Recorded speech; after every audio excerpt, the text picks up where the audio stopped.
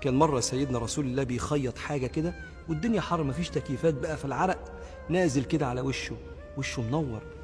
فالسيدة عائشة وهي قاعدة بتقول له: لو رأى الشعراء وجهك لنظموا فيه شعرا. قالت: فنظر إلي وقال: يا عائشة والله ما كافأتك مثلما كافأتيني. وقام وقبلني بين عيني. حاجة يعني في منتهى الجمال. والله الستات دي لهم الجنة، يا رب كفئنا على قد تعبنا مع أولادنا وفي بيتنا. كل دي هدوم عايزة تتغسل. بجد الواحد لازم تكون معاه ايد كمان تساعده في البيت يا جماعة. ودي كمان مكان الفطار عايز يتشال، والشقة تضرب تقلب، وربنا العالم بينا. وكل ده لازما يخلص في قبل ميعاد الغدا عشان يتغدوا في ميعادهم.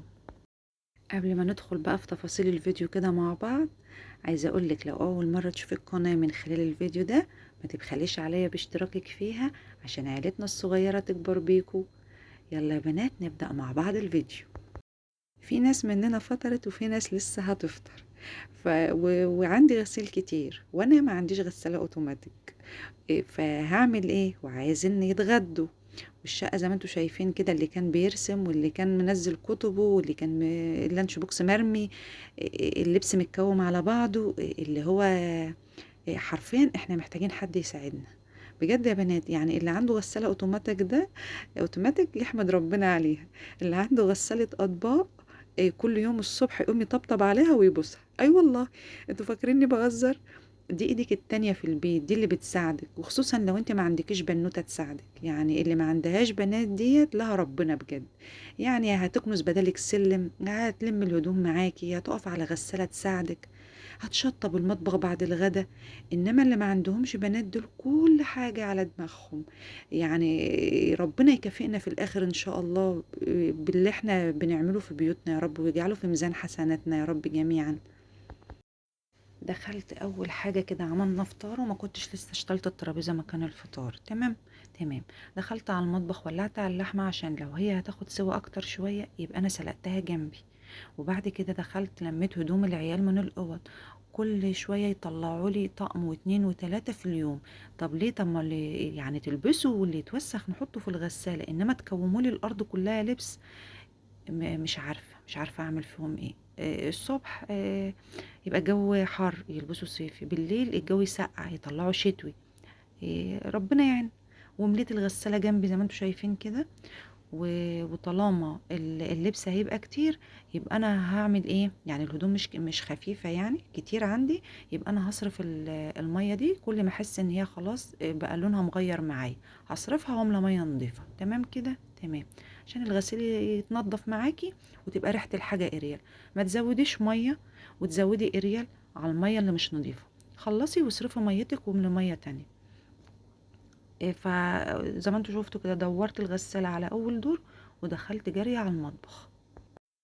عملت البصلة، قطعتها كده وشوحتها، ودخلت اشتلت دور وحطيت دور، وبعد كده هصرف المية دي. وطبعا زودت اريال في المية دي، بس بعد كده هصرفها، لا هي خلاص دورين كفاية قوي عليها. وفي هدوم بتبقى دور واحد، اللي هو مثلا الأسمر بتاع دور واحد. بسيب البصلة هنا تدبل و... وتاخد لون اصفر خفيف خالص، مش ما تحرقهاش يعني او تصفرها جامد، وتنزلي بالبسله عشان ايه؟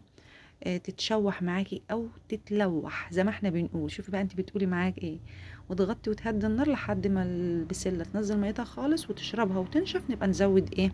نزود الطماطم. هنا كده كنت خلصت غسيل وصرفت ميه وحطيت ميه تانية نضيفه وحطيت اريال وشغلت. ايد هنا وايد هنا واجري. كل ده على دماغي، كل ده لوحدي، كل ده محدش هيساعدني. انا بقول كل ده ليه؟ لان انا كل ده لازم أنا اعمله في اليوم ده، وازود شوية في الاكل، واغسل الهدوم دي وانشرها، عشان انا اليوم التاني عندي جلسة علاج طبيعي، فلازم اليوم بيضيع في جلسة العلاج الطبيعي. فلازم اعمل كل ده النهاردة عشان عندي جلسة بكرة. فانا اشوف ايه اللي ورايا اعمله قبل ما اروح، لان ما هو انا لو ما طبختش لولادي مش هيتغدوا، ما انا لو ما غسلتش لولادي مش هيلاقوا هدوم نظيفه يلبسوها. فكل حاجه على دماغنا احنا يا بنات. انا عارفه ان احنا كلنا ستات كبيره وبتاع، بس بنات كلمه بنوته حلوه كده. ندلع نفسنا، ما هو محدش هيدلعنا. البسلة اتشوحت حلو وحطيت لها الطماطم ضربتها في الخلاط وصفيتها وحطيتها، وحطيت بقى بهاراتك اللي بتحبيها عادي يعني، طبيخ عادي بسلة وبتاع. وهنا اللحمة كانت اتسلقت واللحمة دي جاي معاها ماسورة من عند الجزار كده. مش عارفة يا بلاد، فاكرين الماسورة دي زمان كانت تيجي مع اللحمة عادي؟ دلوقتي اكنك بتطلبي حاجة بفلوس، اكنك بتطلبي حتة لحمة ببلاش، بتقول له هات لي مثلا ماسورة اكنك بتقول له هات حتة لحمة ببلاش. بجد والله. من النادر قوي ان انت عدتي تشوفي جزار بيدي ماسورة. ايه السبب؟ مش فاهم. زمان ايام زمان، ايام ابويا وابوكم كانوا يروحوا يجيبوا اللحمه معاها ماسوره، يروحوا يجيبوا الكبده معاها حته حلويات متحبشه زمان. دلوقتي تحس ان الجزار بيقطع من صباعه وهو بيحط لك الحاجه، حتى حته العظمه مش عايز يحطها، مش عارفه ليه. بصراحه الماسوره دي كانت وحشاني وحشاني بجد، ما الواحد ما كانش ماسوره من زمان. المهم، طلعت بره نضفت بقى، لميت مكان الفطار والحاجة دي من الغسالة شغالة من بدري، ونضيت الانتريه تنظيفة كده مكان الأكل والهرسة نزلت على الأرض. طبعا جبت بقى اللمامة، مش هطلع المكنسة، همسك كده غطا السجادة ده كده، أكنسه باللمامة كنسة محترمة. هي كده كده الأرض كانت نظيفة من على بالليل، وكنت مشغلة المكنسة بالليل مشفطة الشقة كلها، فأنا مش هكنس في الوقت الحالي غير المكان اللي احنا هرسناه. همسكه بقى انضفه كده باللمامة زي ما انتوا شايفين، وانقل بقى الترابيزة الجنب التاني عشان اوسع لنفسي، وابدأ آه اعمل باللمامة كده. والله حتتك نظيفة ومش مستاهلة تطلعي المكنسة، يبقى ما تطلعيش المكنسة، ما هي المكنسة كده كده هتشتغل، وهتشتغل بكهرباء. والكهرباء رفعت وكل حاجة رفعت، فعلى ايه؟ فانا اشغل مخي كده، وطالما الحتة نظيفة ومش مستاهلة مكنسة، يبقى انا اعملها بالمقشة المكنسة العادية، او اعملها باللمامة زي ما انا عملت. وفتحت باب الشقة يهوي كده، ورحت طلعت الهدوم كده زي ما انتوا شايفين من الغسالة، وخدتها وطلعت على البلكونة جري. ما هو انا لو ما نشرتهاش في الوقت الحالي هكسل. وكمان انا ما بحبش الهدوم تقعد كتير بعد ما بتطلع من الغسالة، بحب انشرها على طول، تنشف وهي فيها ريحة الاريال احسن ما تنشف وهي تبقى عاملة ريحة كمكمة كده. يا بنات، انشروا هدومكم على طول عشان يفضل فيها ريحة الاريال، وتبقى حلوة. لما هتسيبوها هتبقى عاملة ريحة كمكمة.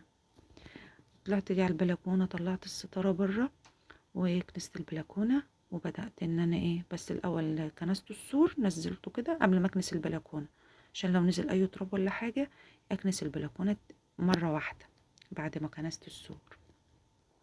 عندي الستارة هنا فيها قطع او خرم كده من هناك من على الطرف، من ايام رمضان. الصواريخ يا بنات، الصواريخ اللي عملت فيها كده، العيال بيرموا صواريخ على بعض من البلكونات. انتوا ولادكوا كده ولا ايه الدنيا؟ تزعقي تشخطي اسكت ما تسكتش، مفيش سمع كلام. وبعدين كنست البلكونه كده كلها عشان ابدا انشر على نظافه بقى يا بنات. شايفين الطوب اللي على الارض ده، اللي كيس السمرة دي؟ اللي متابعني عارفين، اللي متابعني من زمان يعني، الناس اللي معايا القديمه عارفين ان ده بتاع الشتاء، بتاع المشمع. انا بلبس الطوب كده. يعني لما يبقى عندك معلومة أو حاجة ما تبخليش بقى على حد، قولي هتاخدي صوابها. يعني في ناس جابت الطوب ده وبتعمله لما أنا قلت. وعندي برضو البتاع اللي بمسح بيها الحيطان، اللي هي المفروض بتاعة الباركيه، لما جبتها ومسحت بيها الحيطان معاكم في الفيديوهات، في ناس جابتها برضو ومسحت بيها الحيطان وجابتها زي. فما يبقى عندكم معلومة ما تبخلوش بقى على حد، لعل وعسى تاخدوا صواب. حتى لو هما مش هيقولوا لك احنا جبناها او انت قلت لنا، بس انت هتاخدي حتى صواب، وانك قلتي معلومة حلوة حد استفاد منها. فانت الطوب ده عشان طوب احمر انا بلبسه كيس كده عشان ما يحطش على المشمع بتاع الهدوم في الشتاء. فاهميني كده؟ يا رب اكون قدرت اوصل لكم المعلومة. بلبسه كيس كده وبحطه، واقوم حاطه بحط الطوبة جوه الكيس وبربطها جامد جدا عشان الطوب الاحمر ما يفرطش. فاهميني؟ المهم خلصت بقى كده نشير، وهدخل بقى اعمل لهم الغدا. يعني انا عايزه اقول لكم الفيديو اللي بيبقى في 10 دقايق قدامكم ده ما بيبقاش 10 دقايق يا بنات، ده عباره عن كام ساعه. بتقعدي طول اليوم ده، يعني انتوا فاهمين طبعا، وبالنسبة للناس اللي بتطبخ جنب غسيلها جنب شقتها جنب كله، انتوا عارفين اليوم بيبقى ضايع في ايه. طول اليوم واقفين على كده. عملت لهم بقى شوية بسلة وسقطت فيهم اللحمة كده، شوية بسلة شوية خضار بقى بسلة كده. في ناس بيقولوا على البسلة خضار والفاصوليا خضار كده، يعني لما بتنطبخ بيقولوا عليها خضار. عملت لهم بقى شوية بسلة باللحمة كده، اللحمة بقى كملت كمان سوا مع البسلة فبقت دايبة. وعملنا بقى شوية شوربة وشوية رز أبيض، بس كده رضا. رضا، ألف ألف ألف حمد وألف شكر لك يا رب على كل نعمك. بقول لكم هنا الماسورة سابت نصها وخرجت، بوريها لكم. ألف حمد والشكر على كل نعمك يا رب، اللهم ديمها علينا نعمة يا رب واحفظها من الزوال. ده كان غدانا النهاردة، وده كان يوم يا بنات. وأنا مزودة شوية في الأكل عشان بكرة هيكون عندي جلسة، فاليوم بيضيع كله في الجلسة، يا دوبك أعمل لهم فطار وأروح جلستي. ف... فباجي المفروض ان انا بعد الجلسه الدكتور بيقول لي ان انا ما اعملش اي حاجه، ان انا اخد دش ميه سخن وانام، بس ما ماليش ان انا اعمل حاجه بعد الجلسه. فعملت اكل بالزياده عشان اسخنه تاني يوم وناكل وخلاص، يبقى على قد شويه رز ابيض مش هياخدوا مني وقت ومش هياخدوا مني مجهود، وهعملهم. ربنا يشفيني ويشفي كل مريض ما يعلم بحاله غير ربنا، ويجعل تعبنا و... والادويه اللي بناخدها في ميزان حسناتنا يا رب. شايفين يا بنات البسله واللحمه كنت بوريلكم انها دايبه. و... وهنروح بقى نتغدى، وهسيب لكم برضو مقطع كده من العياده. لما رحت صورتها لكم قبل ما حد يدخل في الجلسه. كل واحده فينا من البنات اللي هيعملوا جلسه لها سريرها بستارته بجهازه كده. الستارة دي بتتشد عليكي، بتتقفل اكنها بصوا ستارة يمين وشمال كده، بتتقفل على الماكي في المكان ده. ودكتورة بنت اللي بتعمل لك. هو الدكتور موجود، اللي عايز يعمل بيعمل مع الدكتور الجلسة، واللي عايز بنات الدكاترة بنات بيعمل الجلسة. بس كده. تشدي بقى الستارة ديت على قد سريرك وجهازك جنبك، والدكتورة بتبدأ تشتغل لك جلستك. وهنا كده يكون الفيديو انتهى معاكم. إلى اللقاء في فيديو جديد إن شاء الله. دمتم بخير دايما يا أحلى أخوات.